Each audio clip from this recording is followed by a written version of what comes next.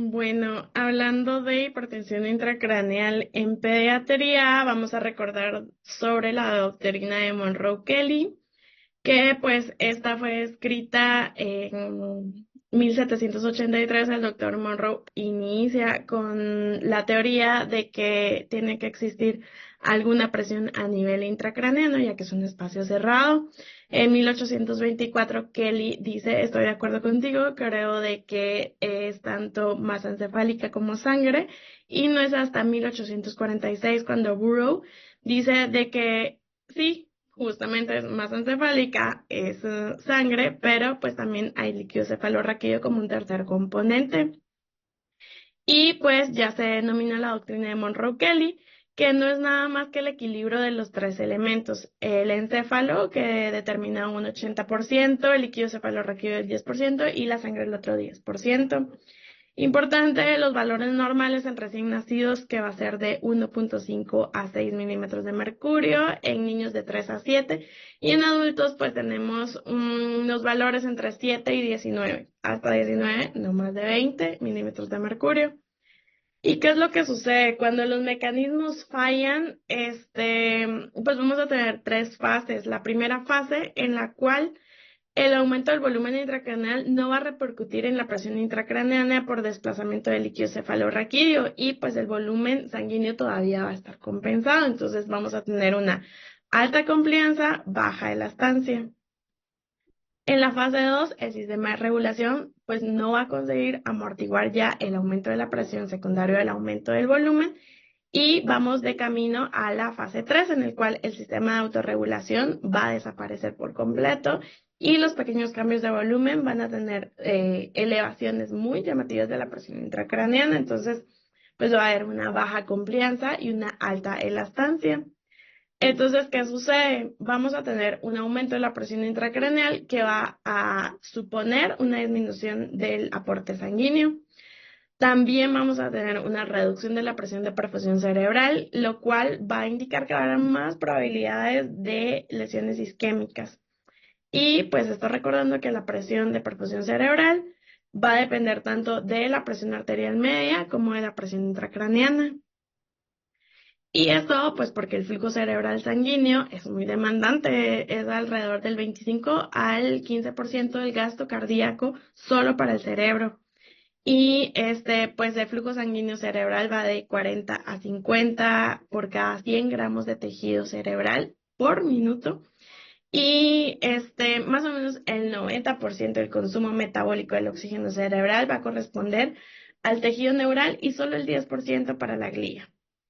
Vamos a definir presión de perfusión cerebral como la presión necesaria para perfundir el tejido nervioso y así que éste tenga un buen funcionamiento metabólico.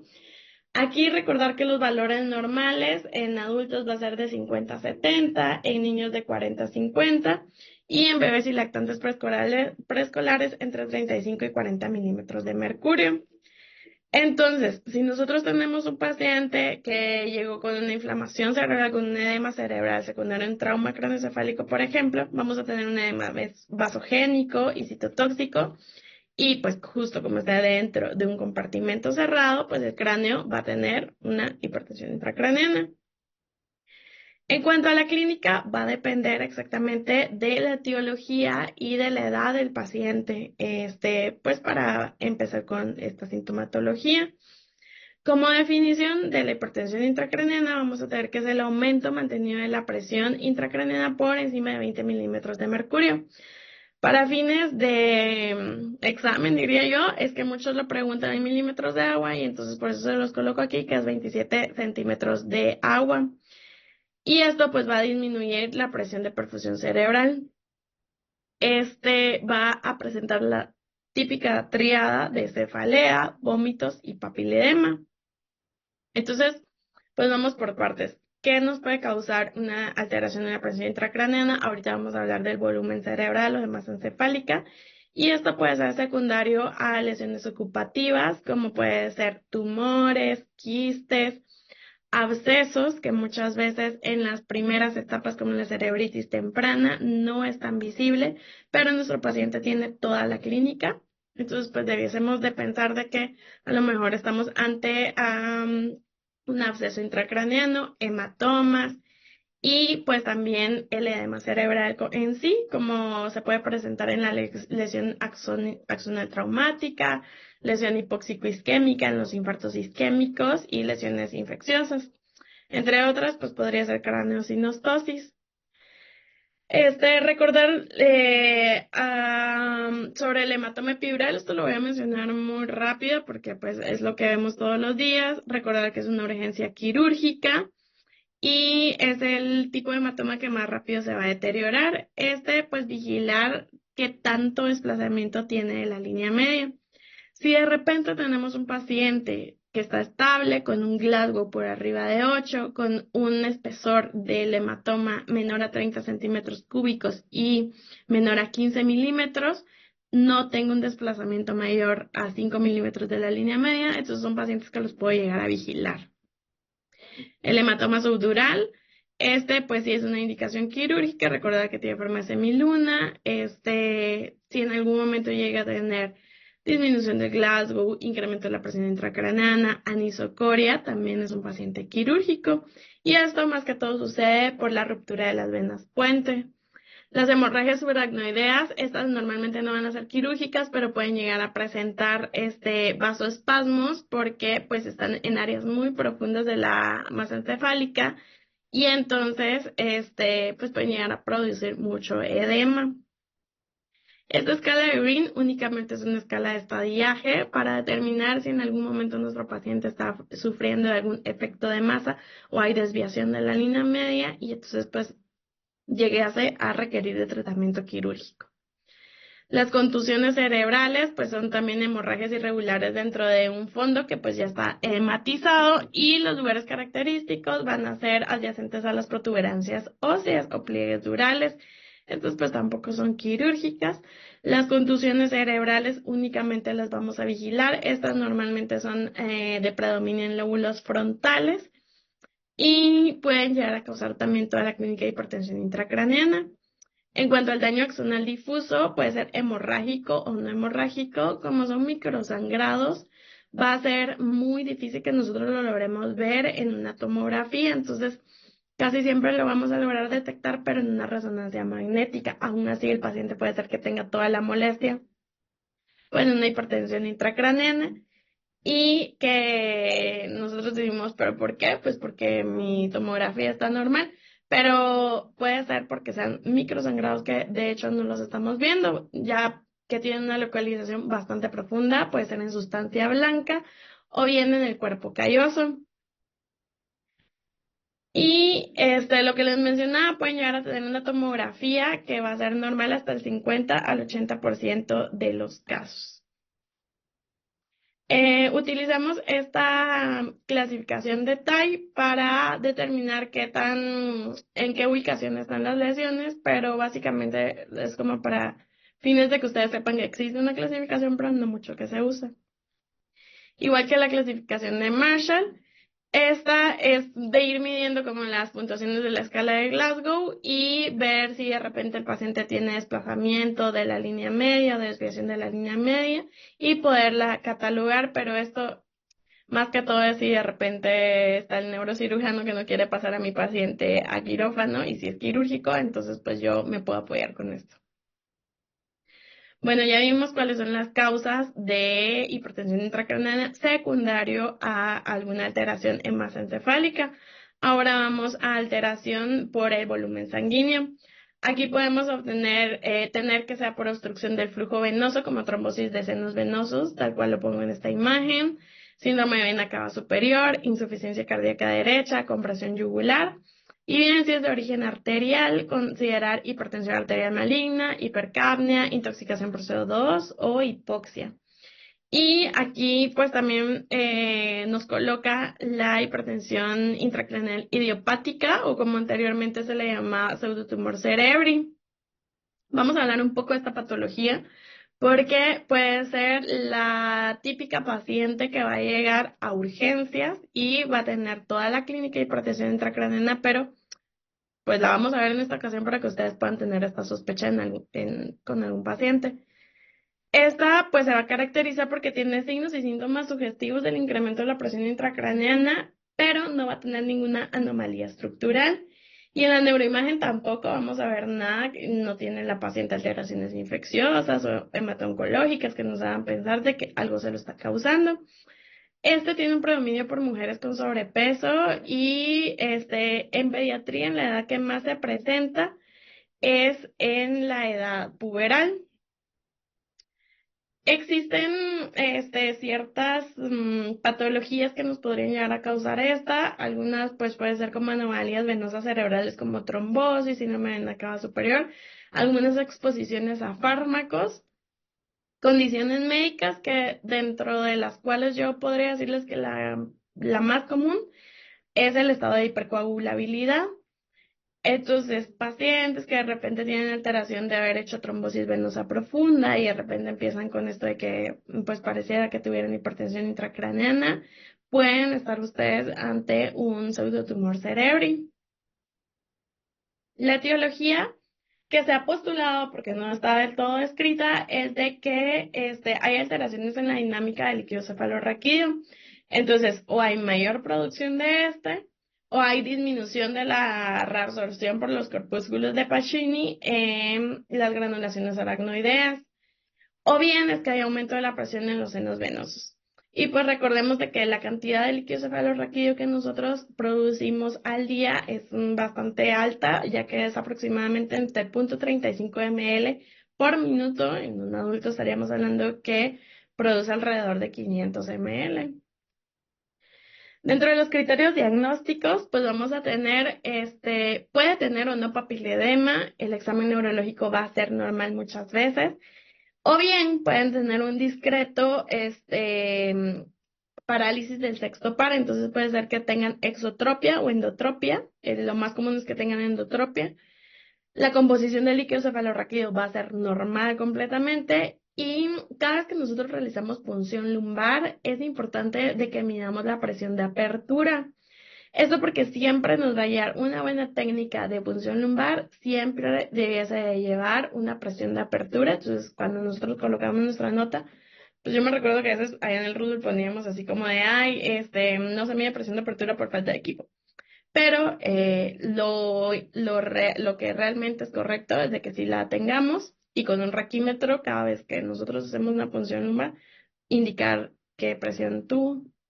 En cuanto al tratamiento para pseudotumor cerebri, se les indica pues pérdida de peso, acetazolamida para pues disminución del líquido cefalorraquídeo, media vez no tengan alteraciones secundarias al medicamento como ácido base o hidroelectrolíticas, podemos mantenerla por 3, 6 meses hasta que el cuadro resuelva. Y otros describen topiramato y furosemida, pero pues en niños no lo utilizamos. Y esteroides, de hecho sí, muchos pacientes hasta llegan a hacer pulsos de metilprednisolona cuando ya tienen compromiso visual, lo que hablábamos de la exotropia o endotropia, entonces pues tratamos de que esto disminuya o tienen mucha diplopia, entonces tratamos de colocar el esteroide. Entonces, regresando al tema de qué nos puede causar hipertensión intracraneana, vamos a pasar al último componente que va a ser el volumen del líquido cefalorraquídeo. Y esto pues básicamente puede ser por bloqueo del sistema ventricular como una hidrocefalia obstructiva, por tumores, hemorragias, una alteración en la absorción del líquido, que también puede ser por hemorragias, o aumento en la producción del líquido, que lo más común va a ser por el tumor de plexus coroideus. Y esto, mucho ojo, porque la edad pediátrica lo más común es en la etapa neonatal. Entonces, si nosotros estamos en el área de neonatos, vemos un paciente con hidrocefalia, hacemos la tomografía y vemos algo similar a la imagen que aquí les coloco, lo más probable es que estemos ante un tumor de plexos coroideos. Y por último, pues la malformación, el malfuncionamiento de las válvulas de derivación ventriculoperitoneal. La escala de Glasgow sí la podemos utilizar, siempre para ir midiendo qué tanto deterioro neurológico está teniendo nuestro paciente. Después creo que todos la utilizamos, ya sabemos la clasificación y las puntuaciones. Y en casos severos de la hipertensión intracraneana, puede ser que ya observemos la triada de Cushing, en la cual vamos a tener hipertensión arterial, bradicardia y alteración en el patrón respiratorio, que puede ser una respiración de Kussmaul. Entonces, si ya estamos ante esto, vamos a tener un signo tardío de gravedad y es un alto riesgo de herniación inminente. Entonces, ya nos estamos preparando para, pues, intubar al paciente y todas las medidas de protección cerebral. Entonces, hablando un poco de hernias, es importante que nosotros las distingamos. Existen supratentoriales e infratentoriales. La supratentorial vamos a tener la hernia del cíngulo, que va a ser por debajo de lados del cerebro. La transtentorial, que se encuentra sobre la tienda del cerebelo. La diencefálica, con descenso del tallo encefálico. Y si ya tenemos una herniación amigdalina, ahí es donde ya no hay vuelta atrás. Lo más probable es que nuestro paciente vaya a fallecer. Y es porque ya hay una herniación a nivel del agujero occipital o el agujero magno. ¿Qué características puede tener la cefalea en nuestro paciente? Va a ser de carácter persistente y progresivo, va a tener un predominio matutino con posible despertares en la noche porque es tan intensa la cefalea que no lo deja dormir. Cuando está en decúbito va a incrementar la presión intracraneana y va a tener un empeoramiento con las maniobras de Valsalva como tos, micción, defecación. Pues va a mejorar con el ortostatismo, es posible que tengan diplopia también, tortícolis que va a ser compensadora y alteraciones en el sexto par, en el tercer par y cuarto par craneal. Y según la edad del paciente, pues puede asociarse a alteraciones cognitivas, cambios de comportamiento, irritabilidad y letargia. Entonces, en neonatos y lactantes, pues como todavía las suturas están abiertas, la compensación inicial pues va a ser el ahumamiento de la fontanela y luego la diástasis de las suturas. Entonces, si vemos a un paciente con hidrocefalia como lo vemos del lado derecho, que su visión pues aparentemente todavía es de contacto visual contigo, entonces puede ser de que en algún momento pueda llegar a desarrollar hipertensión intracraneana. Pero si lo estamos viendo con el signo de comúnmente llamado ojos del sol poniente, entonces nuestro paciente por clínica ya está con hipertensión intracraneana y si nosotros no vemos algo en ese momento, lo más probable es de que vaya a herniarse y fallecer. Aquí les pongo en el cuadro agudo, que va a ser la alteración del estado de alerta, obnubilación y somnolencia. Va a ser menos frecuente las crisis epilépticas, casi que todas van a ser secundarias a alguna alteración, pues, respiratoria, o bien es que ya está teniendo, alteraciones hidroelectrolíticas. Más que todo van a ser sintomáticas agudas, no quiere decir de que en sí estén debutando como con epilepsia. Y pues la triada de Cushing, como ya lo habíamos hablado, es un signo inminente de que ya vamos tarde, de que va a haber una herniación y futuramente la muerte. En el cuadro subagudo o crónico es más característico que encontremos el papiledema. Este debe de ser siempre bilateral y puede presentar alteraciones visuales como escotomas, pérdida de la visión periférica o diplopia. Y si no tenemos presencia del papiledema, no nos descarta de que el paciente pueda llegar a tener hipertensión intracraneana. Pueden llegar a tener también alteraciones en la marcha y coordinación y la cefalea en el lactante, recordar que solo puede ser pura irritabilidad. En cuanto al método diagnóstico, de primero pues tenemos que tener siempre la clínica y después la sospecha. Realizar un fondo de ojo para ver si logramos ver un papiledema. Y en cuanto a la neuroimagen, lo que más vamos a tener a la mano va a ser una tomografía. Entonces, muchas veces podemos ver desplazamiento de la línea media, pero lo más común va a ser que los ventrículos van a estar súper pequeñitos y las circunvoluciones y los surcos tampoco se van a lograr definir bien. Entonces, cuando yo estoy ante una tomografía así, es momento de actuar. Existen otros métodos, sí, pero lo más común es la tomografía, la ecografía cerebral en neonatos y la resonancia magnética también, de hecho, nos podría dar hasta datos más indicativos o con mayor claridad, pero pues es un aparato que normalmente no tenemos a nuestro alcance. La punción lumbar va a estar contraindicada si hay hipertensión intracraneana y menos si hay una focalidad neurológica. Entonces, si consideramos de que el paciente está con edema cerebral secundario a un cuadro infeccioso, La verdad es de que primero tratamos el cuadro infeccioso y no podemos realizar la punción lumbar porque pues ahí más bien estaríamos adelantando la muerte de nuestro paciente. En cuanto al manejo, cuando tenemos presión intracraneana elevada, debemos de, pues la cabeza debe de estar a 30 grados con un cuello en posición neutral, no de un lado, no del otro, ni nuestro paciente como a veces que están en las camas de intensivo que ya se están cayendo. No, tengo que vigilar que siempre esté en posición neutral. La presión intracraneal tengo que buscar que esté por debajo de 20 milímetros de mercurio y nosotros, y pues todas las guías te van a indicar siempre de que debes de utilizar infusión de solución salina hipertónica desde el 0.1 a 1 ml por kilo para tratar de reducir ese edema. Y aquí puse valorar la colocación del bolo, pero de hecho, pues en mi hospital siempre se realiza, igual en el hospital cuando yo hice mi residencia, también se utilizaba el bolo inicial y posterior ya la infusión. Buscar normocapnia, normotensión, normotemperatura.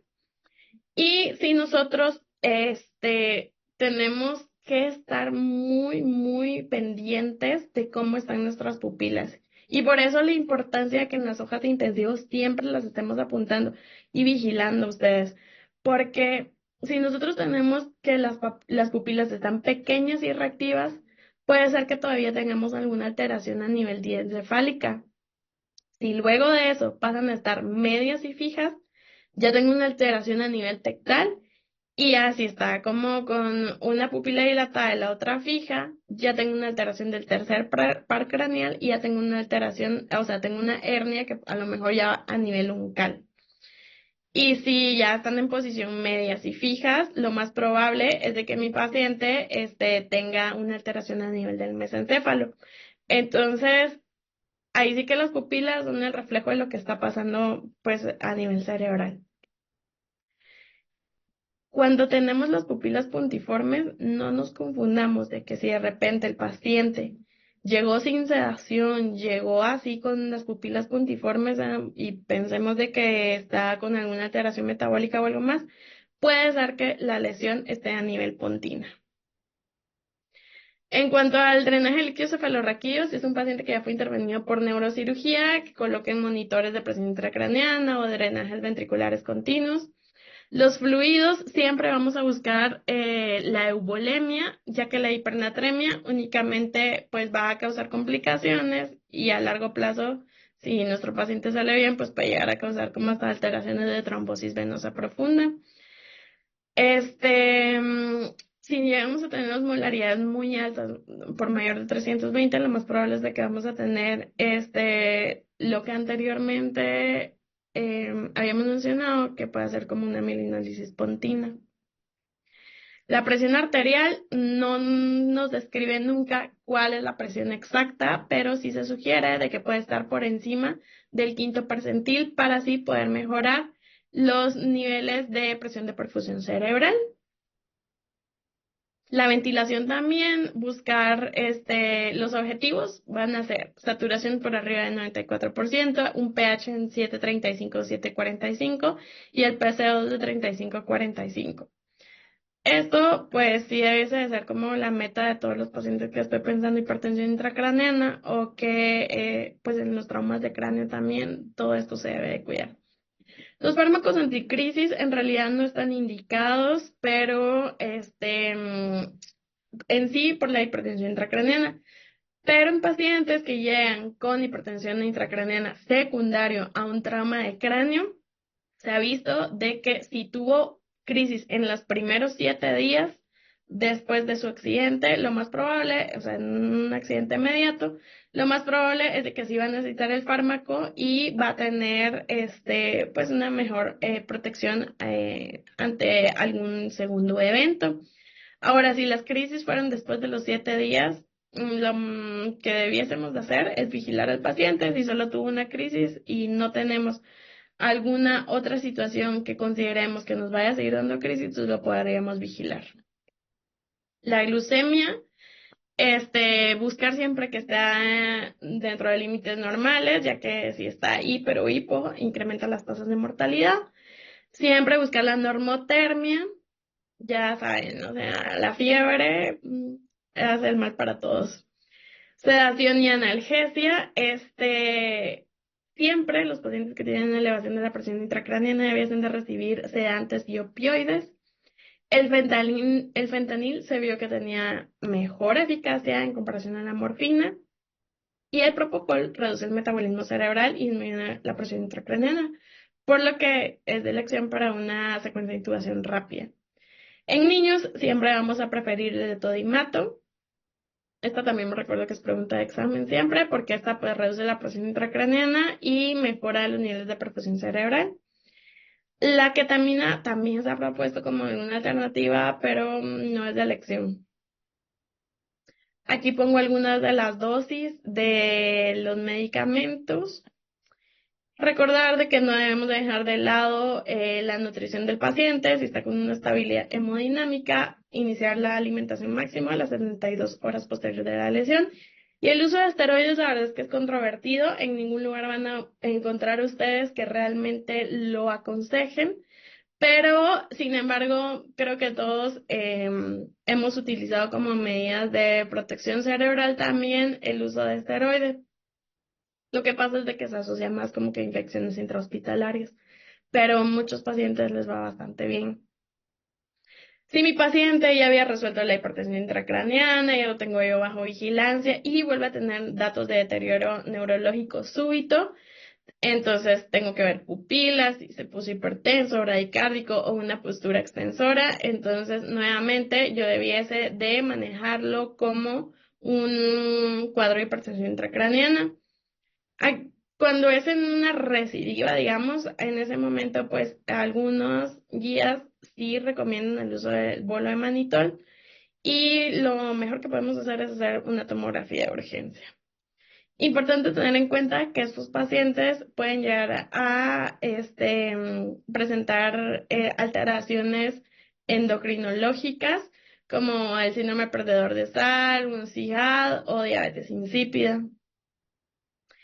Entonces, cuando yo tengo una actitud de decorticación, como la que se observa arriba, el paciente puede ser de que ya esté con una falla diencefálica. Y si tengo una actitud de descerebración, ya la lesión va a nivel mesencefálica o protuberencial, aquí donde está el número 2. Entonces, pues el paciente va a apretar los dientes, extiende brazos con rigidez en aducción y tiene hiperpronación de las extremidades inferiores, pues va a estar rígido.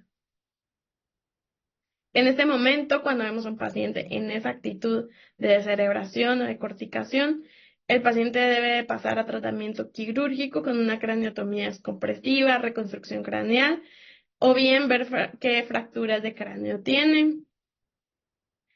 Existen varias modalidades para poder vigilar cómo está la perfusión cerebral. Entonces, aquí pongo algunas. De hecho, creo que ahora en el Hospital Roosevelt también tienen el NIRS, que es no invasivo y pues al final de cuentas nos puede ir guiando un poco de cómo está nuestro paciente. ¿Y para qué hacemos todo esto? ¿Qué es lo que queremos evitar? Pues es una muerte encefálica. Cuando empezaron a utilizar el término muerte encefálica fue en 1959, Molaret y Goulon con 23 pacientes, donde vieron que había un coma que era irreversible y había silencio electroencefalográfico. En 1968, pues ya la Facultad de Harvard publica los primeros criterios donde nos indica que es la pérdida irreversible y total de todas las funciones cerebrales, pero con soporte de la función orgánica por medidas artificiales. Y en 1981, pues Estados Unidos dice de que hay que buscar un poco de ética en esto y que teníamos que sacar el máximo provecho de los pacientes que tenían una muerte cerebral. Entonces, se crea como que todas las guías para la donación de órganos. Siempre recordar los principios éticos de la dignidad a la persona, el respeto de la libertad y autonomía y pues no instrumentalizar al ser humano, ¿verdad? Entonces, ¿qué es lo que sucede con la muerte encefálica? Y por eso es de que habíamos hablado tanto de la hipertensión intracraneana, porque va a haber una lesión a nivel del encéfalo, va a haber un edema global del parénquima encefálico, incrementa la presión intracraneal, se nivela la presión de perfusión encefálica, esto nos va a ocasionar un paro circulatorio intracraneal, un infarto encefálico total y como recordábamos desde las primeras diapositivas, ya hay si habían isquemias pequeñas por cada incremento de la presión intracraneana, pues si ya se nos salió de control, el paciente se va a volver un cerebro isquémico. Y por último, pues vamos a tener datos de muerte cerebral. Aquí en México utilizamos esta guía, solo la pongo ahí por si algún día la quieren revisar, pero la verdad es que nos ayuda como a orientarnos bastante. Las pruebas confirmatorias deben ser electrofisiológicas. La primera pues va a ser el electroencefalograma, que pues puede llegar a tener algunas alteraciones si el paciente está con tratamientos de barbitúricos o sea, en anestesia profunda. También podemos utilizar los potenciales evocados somatosensoriales y las respuestas evocadas del tronco encefálico. Y las pruebas confirmatorias siempre van a ser las de flujo sanguíneo, que también tenemos aparte de las electrofisiológicas, están las de flujo sanguíneo cerebral. Estas pues tienen el plus de que no se van a modificar con trastornos metabólicos ni con atremia. Y es de utilidad cuando el paciente de repente le han puesto algo como descompresivo a nivel del cráneo y no podemos conectar los electrodos. También está la angiografía por tomografía computarizada. Básicamente consiste en que vamos a pasar el contraste y se tiene que ver cómo está el flujo cerebral, si hay ausencia de flujo. Por arriba de la base del cráneo, pues normalmente es que ya hay muerte encefálica. Entonces, esta la utilizamos para descartar falsos positivos por bajo gasto cardíaco. Entonces, ahí utilizamos la fase arterial o arterial temporal o la arterial facial. Y para descartar falsos positivos por hipertensión intracraneal, utilizamos la fase venosa. Todos estos, o sea, depende de donde vayamos viendo el contraste que va pasando, tienen sensibilidades muy, muy altas, como lo pueden ver desde el 98 al 100%. Entonces, si nuestro paciente no tiene, por ejemplo, ausencia de la circulación venosa profunda o de las ramas corticales de la arteria cerebral media, lo más probable es de que estamos ante una MC. Existen otras que son técnicas de medicina nuclear, como es el SPECT cerebral. Pues es un poco más complicado realizarlo, pero pues esto nos ayuda a ver áreas de perfusión o áreas de ausencia cerebral. Y nunca debiésemos de tener falsos positivos. Las pruebas deben de ser por sí solas suficientes para establecer la muerte encefálica y no podemos tener confusores. Esto es algo muy delicado, entonces debemos de buscar la manera de realizar tanto el examen físico neurológico como un examen diagnóstico secundario, y esto tiene que ser una prueba que va a ser estandarizada, de fácil disponibilidad, segura y fácil de aplicar. Es súper importante que nosotros veamos todas las patologías que van a simular muerte cerebral porque podemos llegar a dar un diagnóstico que no es verdad. Entonces, siempre 5 patologías comunes que nos pueden llegar a confundir por muerte cerebral: intoxicación por organofosforados, pregunta del doctor Menéndez, lesión de médula espinal, una crisis miasténica también, retención crónica de dióxido de carbono. La verdad es que son todos estos, entonces siempre debiésemos de verificarlo.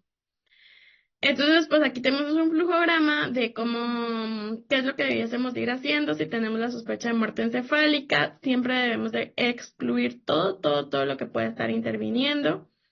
Y si aún así yo ya vengo, reviso si tiene reflejos de tallo, si tiene la prueba de apnea positiva o negativa, entonces pues ya continúo con mi flujograma. ¿Estoy ante una muerte encefálica, sí o no?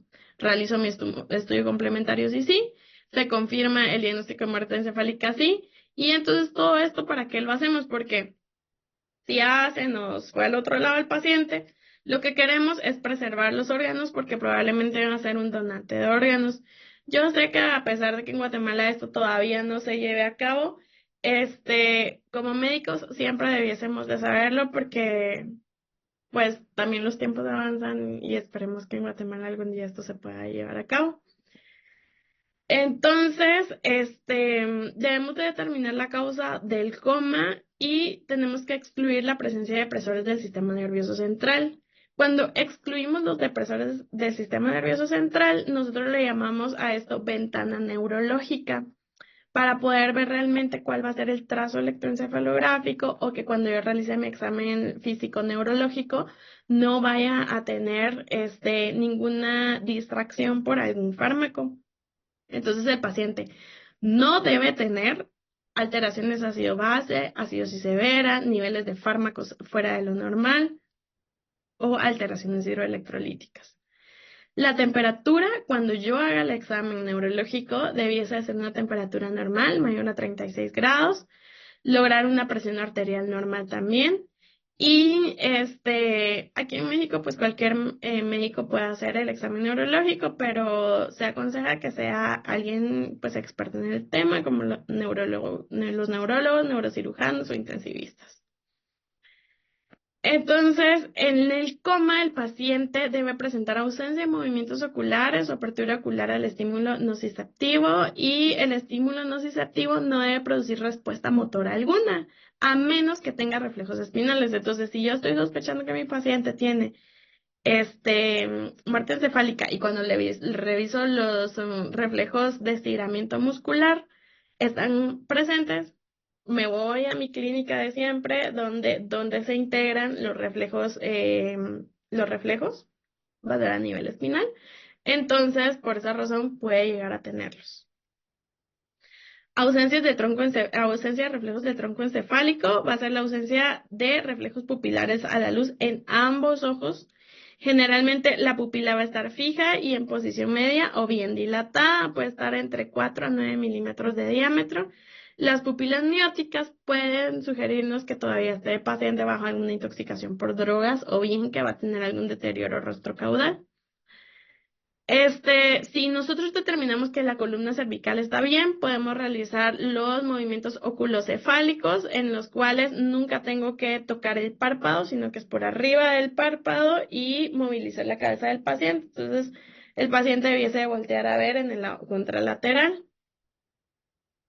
El reflejo corneal, de igual manera, se coloca con un papelito, un hisopo, más que todo, y sin tocar el ojo, o sea, solo bajo un poquito como que el párpado, lo abro y coloco, si no tengo ningún reflejo, que es el instintivo, lo más probable es que también tenga muerte encefálica, ausencia de movimientos de músculos faciales al estímulo doloroso, ¿verdad? Lo podemos realizar aquí, en los cóndulos temporomandibulares.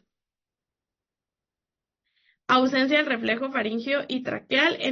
Pues nosotros cuando los pacientes normalmente van a estar intubados, nosotros lo que hacemos es colocarle la sonda con la que se aspira.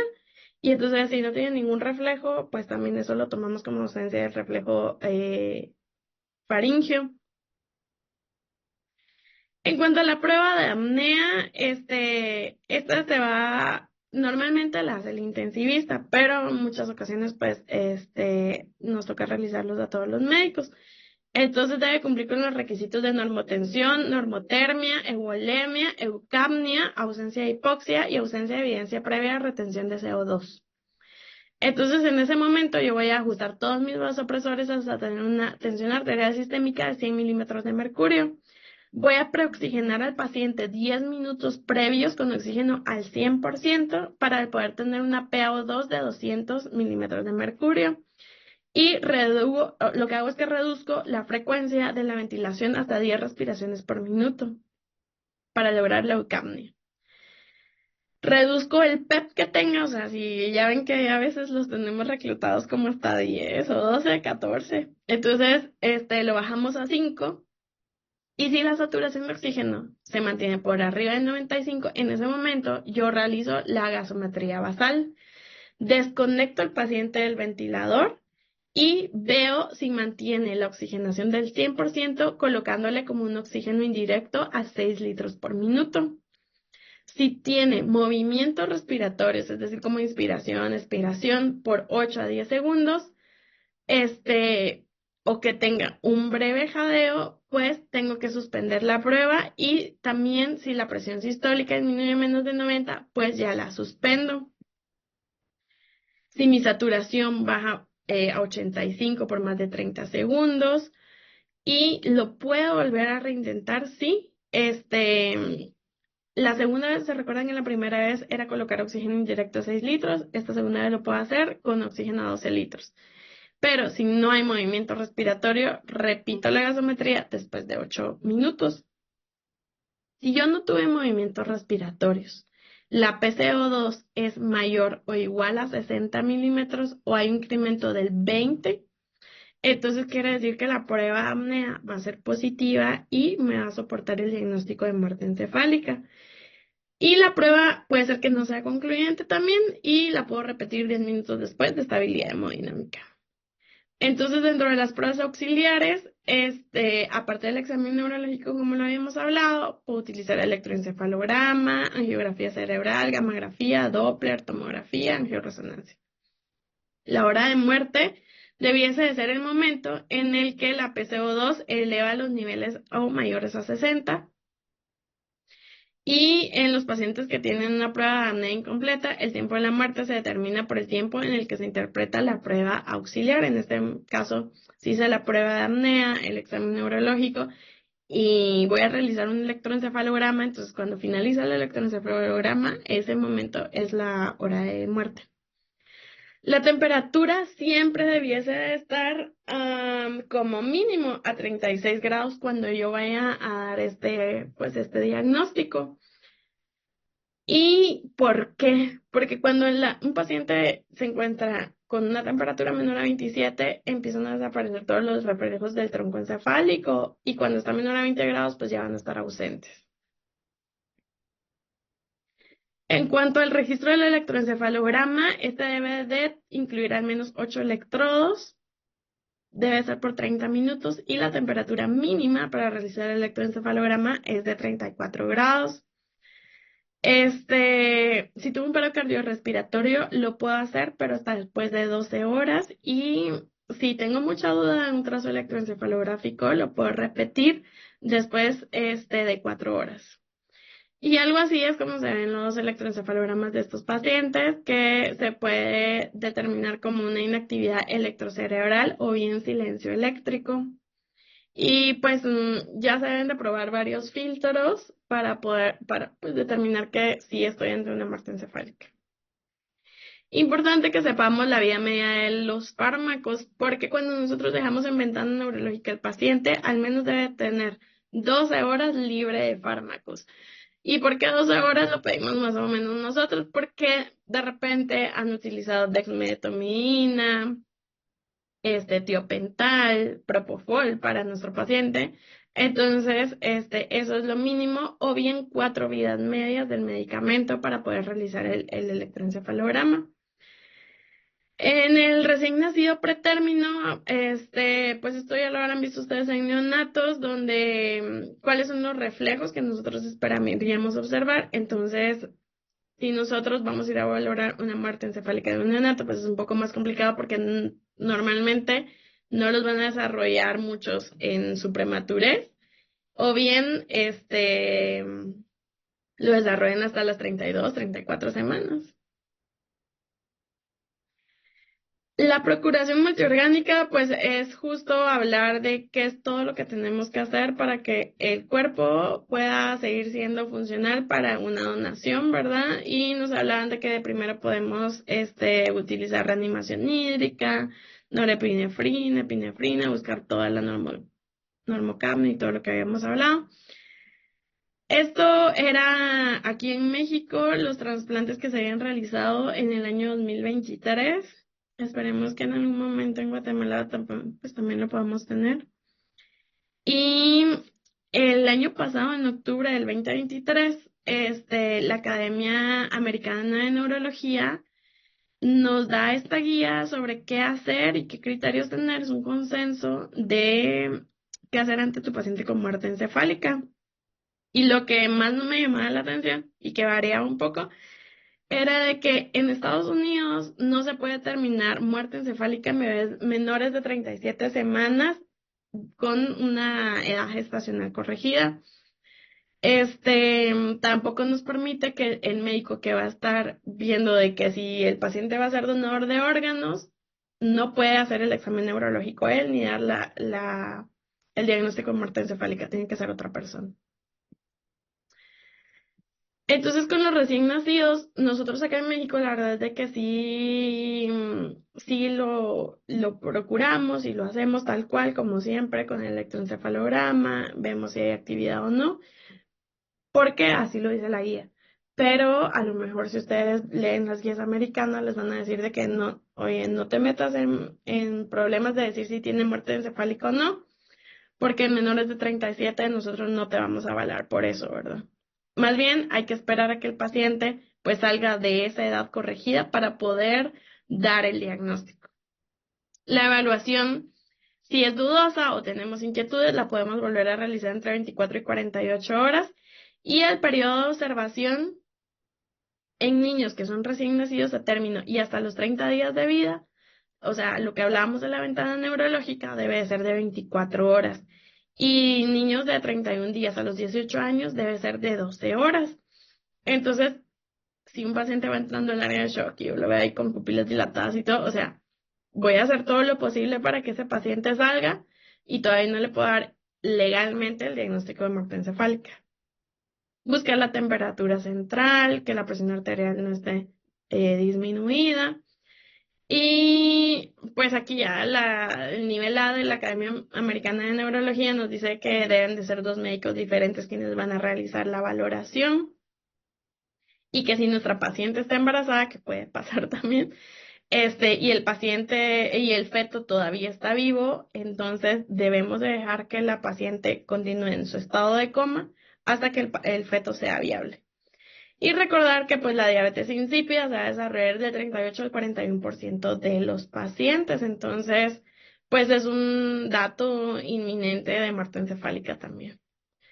Bueno, a pesar de que no pude darles la clase como debía de ser, espero que esto sea de ayuda, apunten sus dudas y ya nos pondremos de acuerdo para la resolución de estas. Gracias.